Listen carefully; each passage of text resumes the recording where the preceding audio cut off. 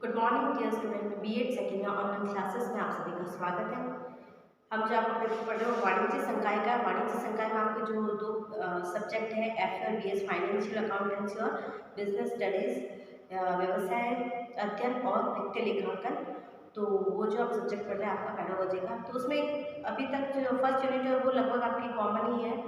तो उसमें है पाठ्यक्रम निर्माण के सिद्धांत। तो आपके एफ में भी वही का वही है और बी एस में भी वही का वही है। तो दोनों सब्जेक्ट के लिए कॉमन क्लास में आपके लिए तो पाठ्यक्रम के अर्थ के बारे में पढ़ाता है, यानी कि इसको दौड़ का मैदान कहा गया था और क्यूरेट शब्द से बना है, लैटिन भाषा से, जिसको सामान्य भाषा में दौड़ का मैदान कहते हैं।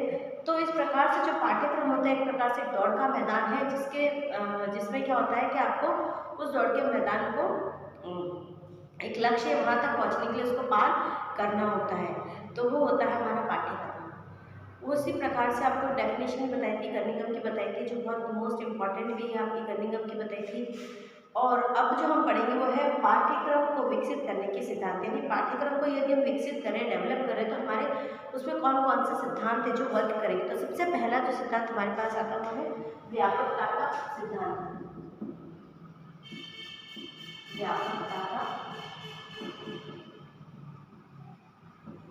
सिद्धांत, व्यापकता होना यानी कि ब्रॉडनेस होना। तो व्यापकता से हमारे यहाँ पे तात्पर्य होता है कि जो वर्तमान युग है वो विचारधाराओं में विश्वास करता है, इसलिए संकीर्णता व्याप्त नहीं होती। जो आज का युग हम देखेंगे तो वो वैज्ञानिक विचारधाराओं से परिपूर्ण होता है, तो उसमें संकीर्णता नहीं होनी चाहिए। तो पाठ्यक्रम कैसा होना चाहिए? पाठ्यक्रम जो है उसमें व्यापकता होनी बहुत ज़रूरी है।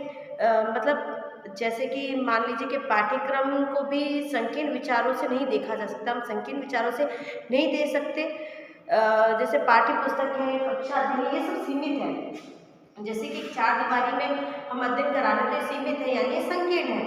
तो इससे परे होकर आगे सोचना कि बाहर जाकर प्रत्यक्ष रूप से ज्ञान कराना, ये सब चीज़ें पाठ्यक्रम में इंक्लूड होनी चाहिए, तब जाके एक पाठ्यक्रम हमारा पाठ्यक्रम के अंदर व्यापकता आ जाती है। किस प्रकार से? जैसे जो हमारा जो एक परंपरागत तरीका है कि चार दीवारी के अंदर हमें अध्ययन कराना है, तो हम चार दीवारी के अंतर्गत ही अध्ययन करा रहे हैं। तो उस चार दीवारी से हटके प्रत्यक्ष रूप से बाहर ले जाकर अध्ययन कराया जा सकता है। तो ऐसी चीज़ों को जोड़ना पाठ्यक्रम में जो संकीर्ण विचारधाराओं को दूर करता है और व्यापकता लाता पाठ्यक्रम में, इसलिए व्यापकता को होना बहुत ज़रूरी है। पहला है आप, और दूसरा है जो मतलब इसकी जो सिद्धांत है वो है हमारा उद्देश्य अनुकूलता का सिद्धांत।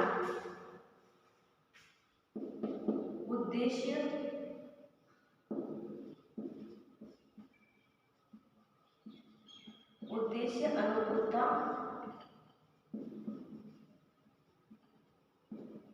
अनुकूलता का सिद्धांत। अब उद्देश्य अनुकूलता का सिद्धांत से क्या तात्पर्य है कि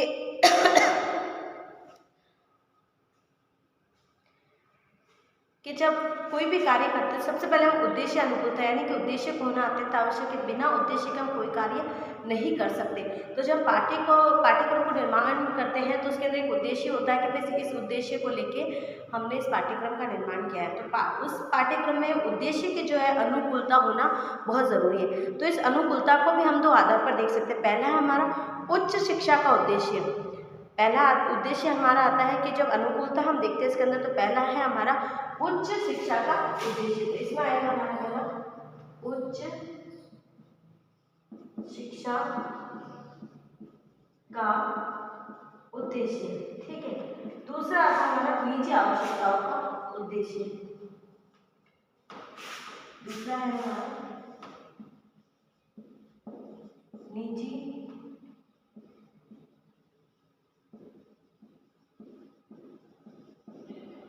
आवश्यकताओं का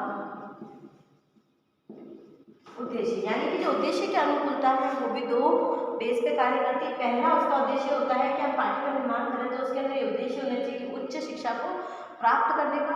दूसरा होना चाहिए कि निजी आवश्यकता इस पाठ्यक्रम के आधार पर किस प्रकार से उन निजी आवश्यकता की पूर्ति की जा सके। अब नेक्स्ट जो हमारे पास में सिद्धांत आता है वो है प्रेरणा का सिद्धांत।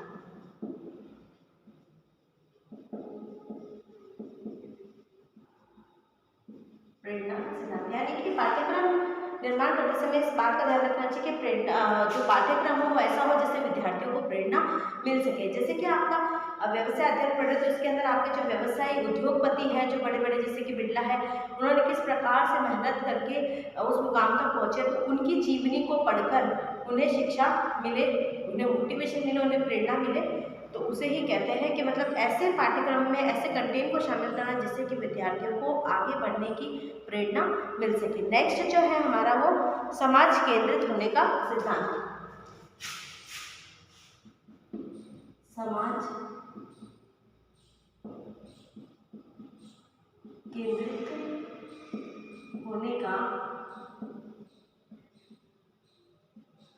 सिद्धांत। अब जैसे मनुष्य जो है सामाजिक प्राणी है, तो समाज में रहने के लिए उसे जो 3 मूलभूत आवश्यकताएं, रोटी, कपड़ा, मकान, इनकी आवश्यकता की पूर्ति करनी होती है। तो समाज के अंदर किस प्रकार 3 मूलभूत आवश्यकता की पूर्ति वो समाज में रह के कर सकता है। और दूसरा जो आपका विषय है व्यवसाय अध्ययन है और वित्तीय लेखांकन है, जो लेखांकन जो होते हैं मतलब जो आपने व्यवसाय किया उसका लेखाबद्ध करना और किस प्रकार से हम इन 3 मूलभूत आवश्यकताओं की पूर्ति करके हम धन को भी बचा सकते हैं। तो ऐसी चीज़ें कंटेंट में शामिल करना जिससे कि वो जो भी सीखे वो समाज केंद्रित हो जाए और उनका जो धन है वो सही जगह पर व्यय हो और वो अपनी आवश्यकता की पूर्ति कर सके। तो वो होता है हमारा समाज केंद्रितता का सिद्धांत। अब नेक्स्ट जो हम सिद्धांत की बात कर रहे हैं वो हमारा है क्रियाशीलता का सिद्धांत। क्रियाशीलता का सिद्धांत। क्रियाशीलता का सिद्धांत। क्रियाशीलता के सिद्धांत से क्या तात्पर्य?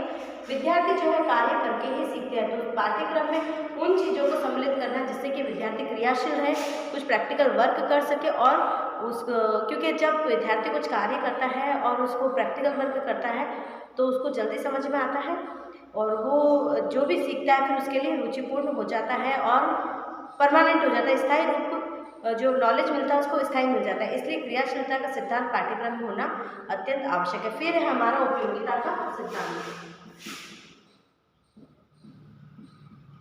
उपयोगिता का सिद्धांत। उपयोगिता का सिद्धांत से तात्पर्य पाठ्यक्रम में ऐसे वस्तुओं को, ऐसे कंटेंट को शामिल करना जिससे कि विद्यार्थियों के दैनिक जीवन में मतलब समाज में जीने लायक यानी कि जीवन जीने लायक शिक्षा उनको मिल सके, यानी ऐसी कंटेंट को शामिल करना जो कि उनके लिए उपयोगी है। तो उपयोगिता का सिद्धांत यहाँ पर इस तरह कार्य करता है। फिर हमारा चयन का सिद्धांत। चयन का सिद्धांत। चयन का सिद्धांत यानी कि हर किसी कंटेंट को हमारे प्रकरण में शामिल नहीं करना, बल्कि जो ज़रूरी है मतलब ये ध्यान होना चाहिए कि हमें चयन करना पड़ता है कि किन चीज़ों को हमें सीनियर सेकेंडरी में डालना, किन को सेकेंडरी में डालना। तो चयन का सिद्धांत हमें पाठ्यक्रम निर्माण करते समय ध्यान रखना चाहिए। तो ये जो था आज हमारा पाठ्यक्रम विकसित करने के सिद्धांत, जिसमें व्यापकता का सिद्धांत, उद्देश्य अनुकूलता का सिद्धांत है, प्रेरणा का सिद्धांत, समाज से केंद्रित होकर और भी बहुत सारे सिद्धांत हैं। तो आज जो हमने पढ़ा वो 7 आपके सिद्धांत थे, बाकी का जो हम पढ़ेंगे वो नेक्स्ट क्लास में पढ़ेंगे। तब तक के लिए धन्यवाद।